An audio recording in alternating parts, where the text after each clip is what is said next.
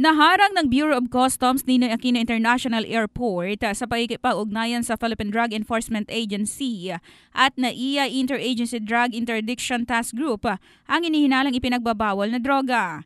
Ito ay matapos umanong maaresto ang isang Bolivian traveler mula Addis Ababa na dumating sakay ng Ethiopian Airlines. Isinailalim sa screening at physical examination ang bagahe matapos umanong makatanggap ng ulat ang mga otoridad.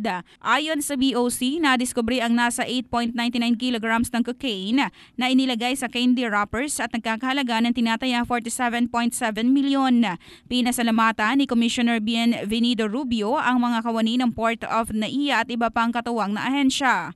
Mula umano Enero ngayong taon ay umabot na sa 59 ang mga nahuhuli ng BOC NAIA, kasama na dito ang tangkang smuggling ng illegal drugs na nagkakahalaga ng higit 1 bilyong piso. Yan na report, hatid ng Drybox Plus Herbal Capsule, lalaking laging umaangat.